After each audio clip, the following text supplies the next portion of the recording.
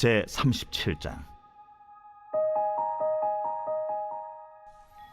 부살렐이 조각목으로 궤를 만들었으니 길이가 2규빗 반, 너비가 1규빗 반, 높이가 1규빗 반이며 순금으로 안팎을 싸고 위쪽 가장자리로 돌아가며 금태를 만들었으며 금고리 넷을 부어 만들어 네 발에 달았으니 곧 이쪽에 2고리요 저쪽에 2고리이며 조각목으로 채를 만들어 금으로 싸고 그 채를 궤 양쪽 고리에 꿰어 궤를 매게 하였으며 순금으로 속죄소를 만들었으니 길이가 2규빗 반, 너비가 1규빗 반이며 금으로 그룹 둘을 속죄소 양쪽에 쳐서 만들었을 때 한 그룹은 이쪽 끝에 한 그룹은 저쪽 끝에 곧 속죄소와 한 덩이로 그 양쪽에 만들었으니 그룹들이 그 날개를 높이 펴서 그 날개로 속죄소를 덮었으며 그 얼굴은 서로 대하여 속죄소를 향하였더라.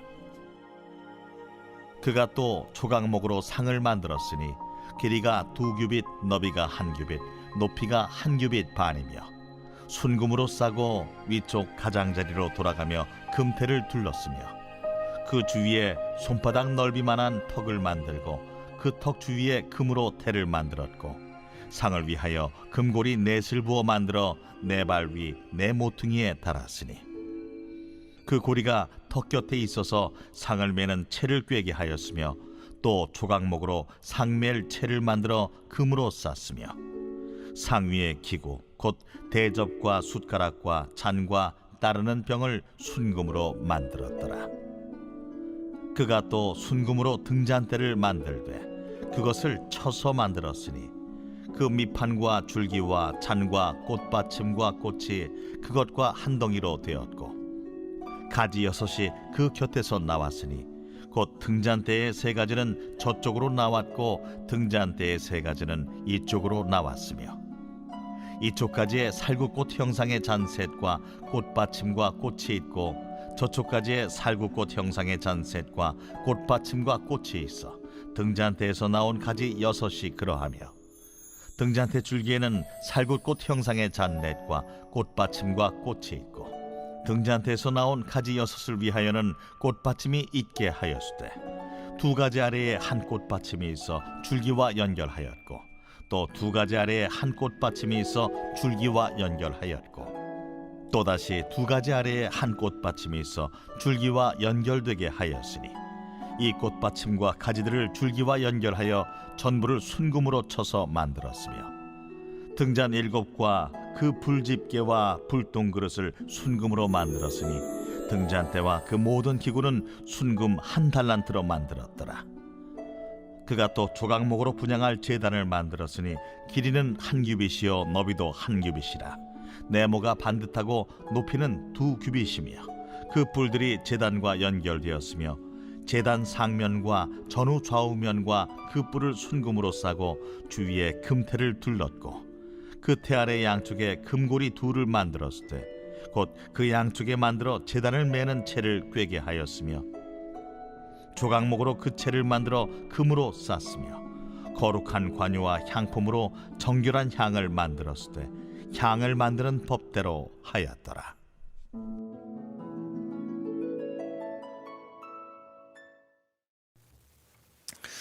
오늘도 주님의 보좌 앞으로 나오신 성도님들에게 하나님의 은혜와 평강이 함께 하시기를 축원드립니다. 오늘 출애굽기 37장 말씀 함께 살펴보겠습니다. 이스라엘 백성들이 애굽에서 나오게 되었습니다. 하나님이 이스라엘 백성들을 애굽에서 건져내신 이유는 하나님과 만남, 하나님과 사귐, 하나님이 함께 하시기 위함이었습니다. 하나님은 우리와 늘 함께 하길 원하시고 우리와 사귀고 교제하기를 원하십니다. 하나님 에덴 동산에 아담을 만드신 목적 역시 하나님이 함께 사귐, 하나님과 교제하기 위함이셨습니다. 하나님과 교제하기 위해서는 하나님의 형상이어야겠죠. 하나님과 같은 인격을 가지고 있어야 하는 것입니다. 그래서 하나님은 아담을 하나님의 형상대로 만드셨습니다. 여기서 좀 본질적인 질문이긴 한데요. 그럼 왜 하나님은 우리와 사귀고 싶어 하시는가?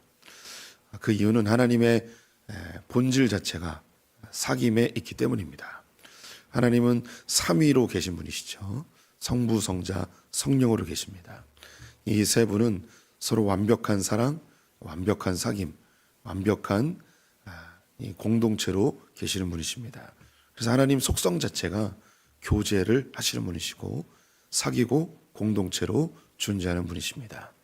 그래서 이 사귐이 너무 좋아서, 이 사귐이 너무나 아름다워서 이것을 하나님만 누리는 것이 아니고 인간을 창조하셔서 그것을 함께 누리길 원하셨던 것입니다. 이 속성은요, 우리 인간이 그대로 가지고 있어요. 그래서 우리가 홀로 있는 것을 싫어하고요, 함께 있는 것을 좋아합니다. 이 함께 있는 것에 가장 친밀함, 가장 완벽한, 그리고 가장 온전한 하나됨이 어디 있는가? 남자와 여자에게 있습니다. 즉 아내와 남편에게 이 하나님의 완전한 하나됨, 완전한 사귐, 완전한 연합을 이 남자와 여자, 신랑과 신부, 남편과 아내에게서 그대로 드러나게 되어 있습니다. 저희가 사랑하는 연인을 만나게 되면 놀랍게도 하나 되고 싶어하는 그 욕구가 아주 강력하게 일어납니다. 그래서 헤어지기 싫어하고 영혼육이 다 하나 되고 싶어하는 그런 열정이 우리 안에 나타나죠. 그런데 이 하나됨, 그리고 사귐, 이거 연합, 이런 열정, 그런 본성, 여기서 그치지 않고 이 안에서 확장하고 싶어하는 마음이 자연스럽게 듭니다.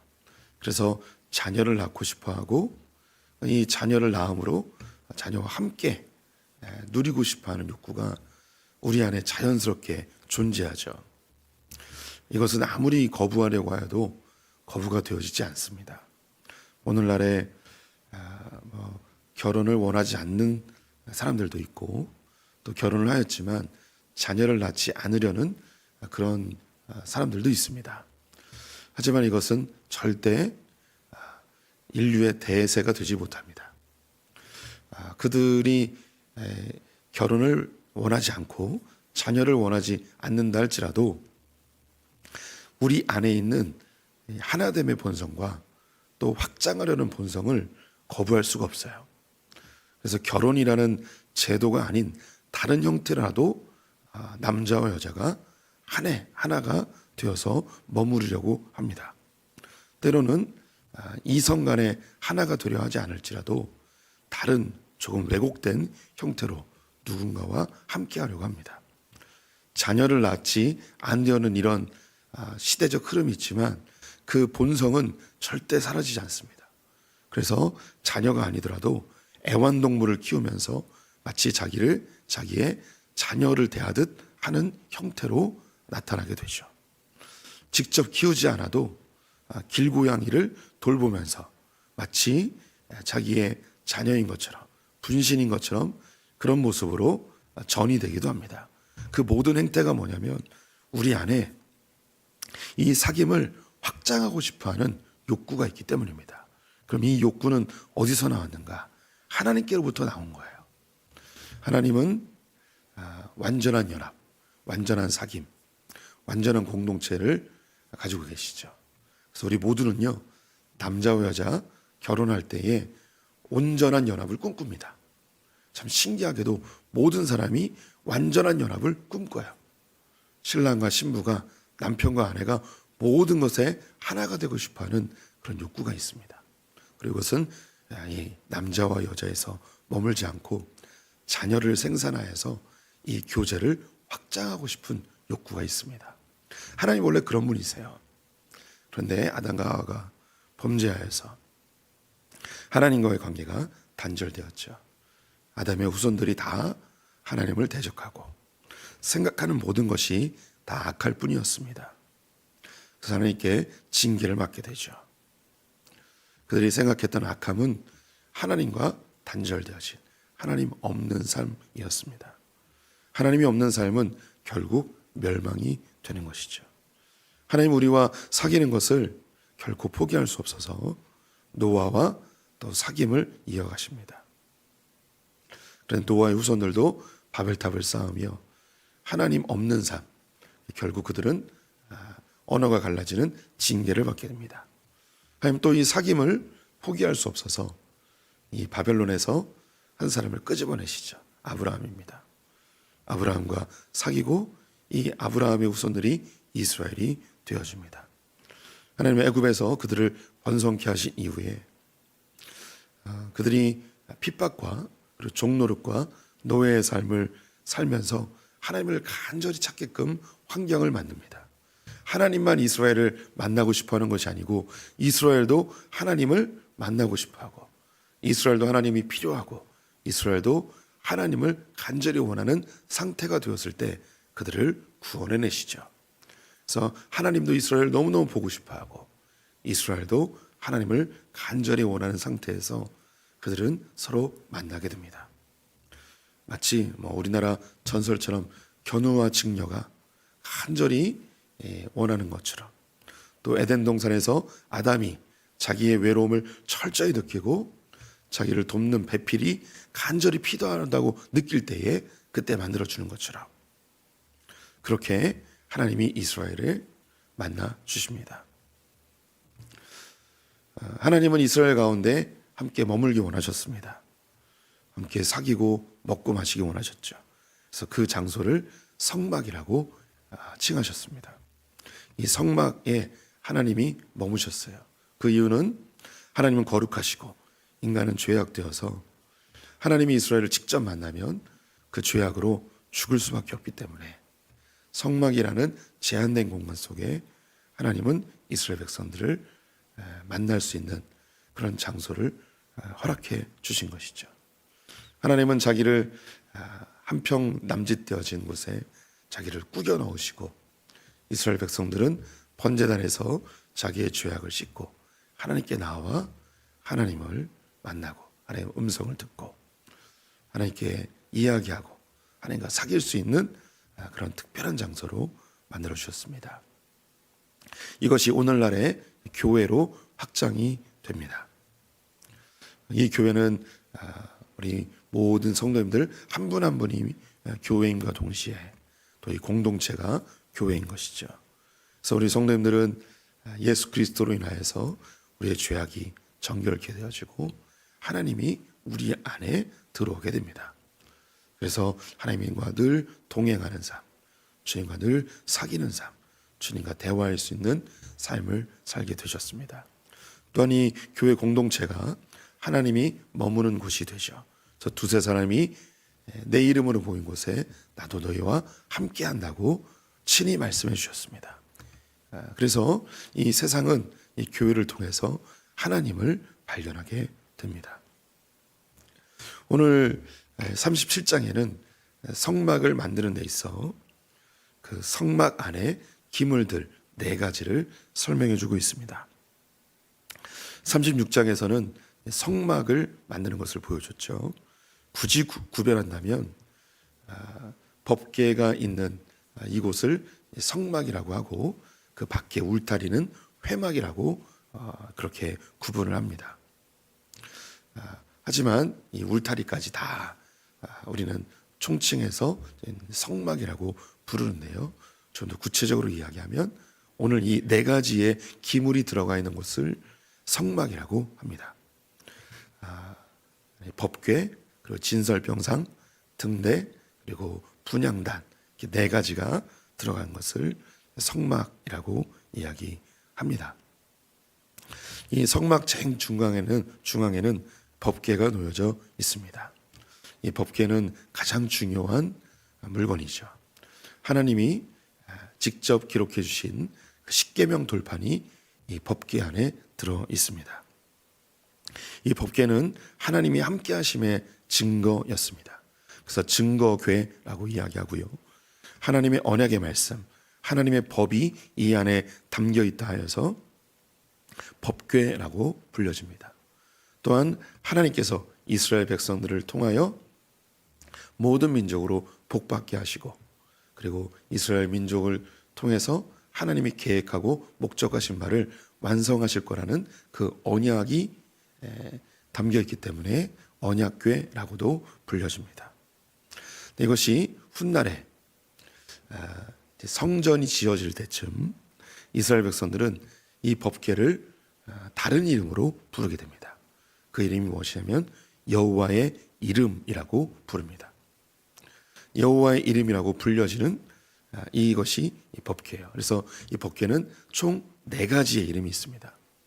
증거궤, 언약궤, 법궤, 그리고 여호와의 이름. 이렇게 4가지의 이름으로 불려집니다. 이 법궤가 하나님이 함께 하심, 말씀이면서 언약이면서 하나님의 이름이면서 아주 복합적인 그런 명칭으로 불려지죠. 근데 이 법궤가요, 사라져요. 언제 사라지느냐? 바벨론에 의해서 예루살렘 성전이 다 파괴됐을 때 사라지게 됩니다.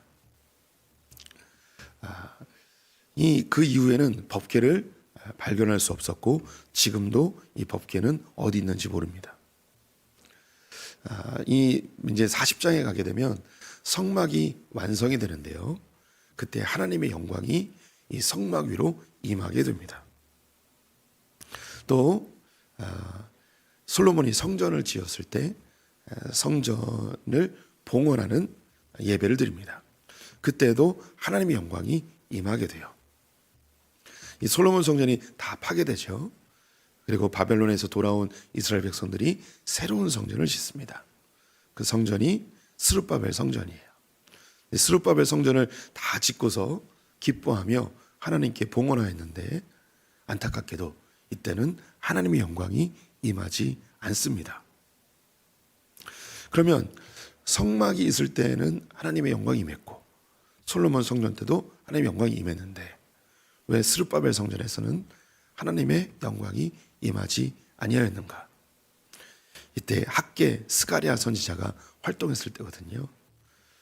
특별히 학개 선지자가 이 성전이 지어졌을 때 이스라엘이 회복되고 다윗의 왕조가 회복되고 이스라엘 영광이 다시 나타날 것을 기대했는데 이게 이루어지지 않은 거예요.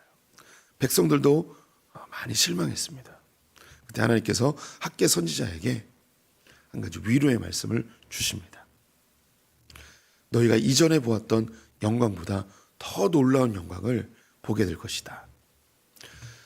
성막에서 성전에서 하나님의 영광이 임했죠. 그래서 이 스룹바벨 성전에서도 하나님의 영광을 기대했는데 영광이 나타나지 않은 거예요. 그리고 위로의 말씀이 왔는데 너희들의 이전에 보았던 영광보다 더 놀라운 영광을 보게 될 거다. 지금 이 영광이 임하지 아니하여서 실망할 텐데 아니다. 더 놀라운 영광이 너에게 기다리고 있을 것이다. 그런 성도님들 한번 추론해 보십시오. 왜 스룹바벨 성전에는 하나님의 영광이 임하지 아니하는가? 솔로몬 성전에 있었는데 성막에는 있었는데 스룹바벨 성전에는 없는 게 있습니다. 모든 게 다 똑같아요. 한 가지만 없어요. 뭐가 없어졌냐면 법궤가 없어졌어요. 법궤가 없는 거예요. 법궤가 제일 중요하다는 것을 스룹바벨 성전에서 보여준 거죠.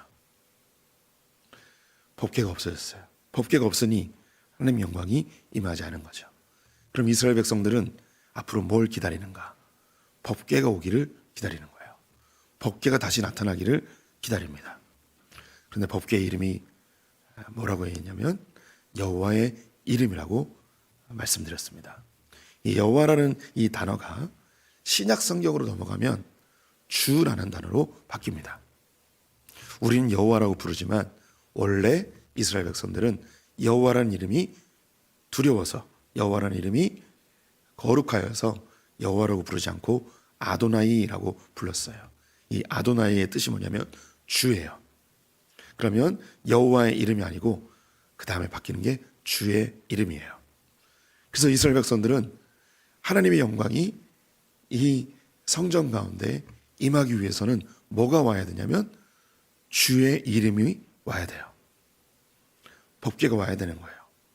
그래서 예수님이 예루살렘 성으로 입성하실 때에 백성들이 종려나무 가지를 들고 예수님을 향하여서 소리칩니다.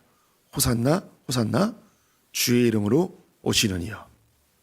이 말이 단순한 예수님을 향한 노래가 아니고 잃어버렸던 법궤, 잃어버렸던 언약궤, 증거궤, 여호와의 이름, 주의 이름이 이 성전으로 들어오면 이스라엘 영광이 회복된다는 의미를 담고 있어요. 그래서 그렇게 소리를 쳤던 거죠. 그런데 이스라엘 백성들이 원했던 그 스룹바벨 성전의 확장인 헤롯 성전에 임하는 게 아니셨고, 그 영광이 바로 우리 성도님들 마음마다 임하게 되었습니다.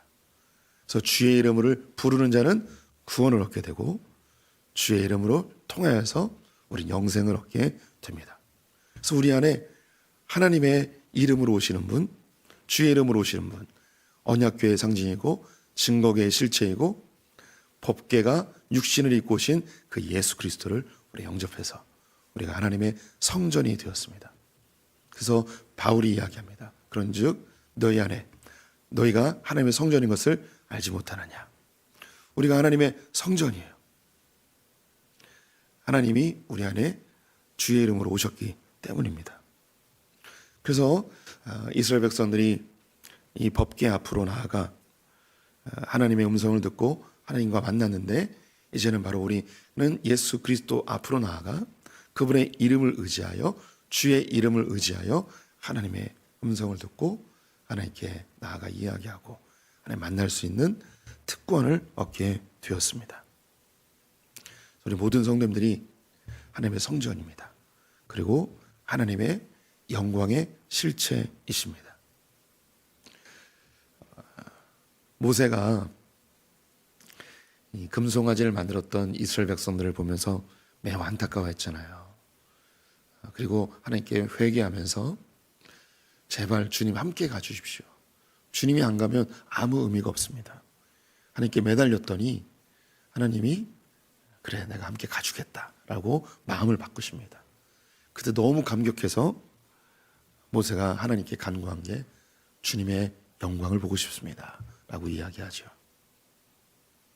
그런데 이 영광이 바로 예수 그리스도이시고, 예수 그리스도를 영접한 우리가 바로 하나님의 영광의 실체가 된 것입니다. 모세가 그토록 원했던 그 영광이, 그래서 모세의 얼굴이 빛처럼 바뀌잖아요. 우리가 예수 그리스도를 영접함으로, 주의 영광을 우리가 영접함으로, 성막에 임했던 영광, 솔로몬 성전에 임했던 영광, 하지만 스룹바벨 성전에는 없었던 그 영광, 헤롯 성전에는 없었던 그 영광이 이제 우리 성도님들의 마음에 들어와 하나님 영광이 우리 안에 임하였고, 우리 성도님들의 모습은 빛된 형상으로, 빛의 자녀로 바뀌어지게 되었습니다. 우리 성도님들이 얼마나 존귀한 존재인지, 성도님들이 나의 현재의 모습이 아니라 주님이 우리를 어떻게 바라보시는지 깨달으셔야 돼요. 이스라엘 백성들이 그토록 원했던 주의 영광이 우리 성도님들 마음마다 임하게 되었습니다. 이렇게 하나님의 영광이 임한 자들이 뭘 해야 되는가? 진설병상에서 떡을 먹을 수 있습니다. 이 떡은 하나님의 말씀을 의미하죠. 또한 등잔대 앞에서 이 떡을 먹어요.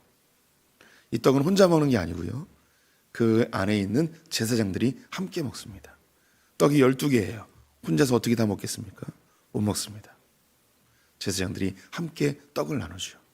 이 떡을 나눌 때에 등잔에 조명을 받고 떡을 먹습니다. 이 등잔은 성령님을 의미하죠. 성령님의 조명하심과 그리고 말씀을 먹는, 떡을 먹는, 그리고 분향단에서 기도하는, 이것이 우리의 신앙생활의 핵심적인 모습이에요. 그래서 우리가 예배할 때도 영과 진리로 예배합니다. 영은 성령님을 의미하고 진리는 예수 그리스도를 의미하죠. 하나님 앞에서 그렇게 예배하는 거예요. 그 예배가 기도이고, 기도가 예배이고, 하나님을 만나는 게 예배이고, 하나님과 사귀는 게 예배입니다. 이 예배를 드리기 위해서 앞에 전제되는 게 있어요. 이게 내일 보게 될 것인데, 번제단에서 죄를 도말하고 물두멍에서 손발을 씻고 주님께 나와 떡을 떼고 주님의 조명하심을 받고 주님께 기도하는 이 하나님과 친밀한 사귐의 예배, 주님과 친밀한 이 하나님 앞에서 드리는 아름다운 예배, 이것이 우리 크리스천들의 삶이에요. 주님의 영광이 임한 하나님의 백성들의 평생의 삶이 바로 이겁니다. 우리 성도님들이 한 분 한 분이 하나님 앞에 얼마나 존귀한 존재인지, 모세가 너무너무 간절히 원했던 주의 영광을 보고 싶습니다 라고 했는데 그 영광은 한 번밖에 못 봐요. 모세의 평생에 하나님의 영광을 한 번밖에 못 봐요. 그의 얼굴이 빛처럼 빛나서 수건으로 잠시 얼굴을 가리죠. 우리는 그 영광을 날마다 24시간 평생 영원히 함께합니다. 예수님이 친히 우리에게 이야기했어요. 내가 너희를 절대 고아처럼 놔두지 아니하고 내가 너희와 영원히 함께하겠다. 그래서 우리는 24시간 평생 주님의 빛난 형상으로 살아갑니다. 그래서 우리는 빛의 자녀로 살아가는 거예요. 우리는 이 빛을 절대 가려서는 안 됩니다. 이 빛을 드러내야 돼요. 우리를 결코 등잔 아래 이 세상이 둘 수가 없습니다. 우리는 크리스찬으로서 주의 말씀을 먹고 성령의 조명하심을 받으며 우리 하나님 앞에 기도하며 예배하는 삶을 하루하루 살아가면 이 빛이 자연스럽게 드러나게 됩니다. 더 이상 우리의 빛을 가릴 수가 없습니다. 2000년 기독교 역사 속에서 그렇게 이 빛이 흘러가 이 대한민국까지 오게 되었고 우리 성도님에게까지도 오게 되었습니다. 빛된 자녀로 당당하게 멋지게 주눅들지 말고요. 나의 현재의 모습이 중요한 게 아닙니다. 하나님이 우리를 어떻게 보시는가, 우리가 얼마나 존귀한 존재인지, 모세보다도 뛰어나고 다윗보다 뛰어난 우리 성도님들의 이 정체성을 잘 간직하고 살아가셨으면 좋겠습니다. 당당하고 멋지게 그렇게 오늘 하루도 승리하시기를 축원드립니다. 기도하겠습니다. 우리를 주님의 영광된 자녀로 삼아주시니 감사합니다. 이제 더 이상 우리는 어둠에 있지 아니하고 빛의 자녀임을 고백합니다. 모세가 그토록 원했던 주의 영광을 우리는 그 실체를 보았고 간직하고 함께하는 존재입니다. 당당하고 멋지게 이 땅을 살게 하여 주시옵소서. 또 하나님, 이 빛을 발하기 위하여서 주의 말씀을 늘 묵상하며 주님의 성령의 인도하심을 받고 주님과 친밀한 기도의 시간을 누리는 소풍의 성도들 되게 하여 주시옵소서. 단지 이 땅에서 먹고 마시는 것이 아니고 하나님 나라와 영광을 위해 멋지게 살아내는 소풍의 성도들 되게 하여 주시옵소서. 오늘 하루를 주님께 의탁드리며 예수님의 이름으로 기도드렸습니다. 아멘.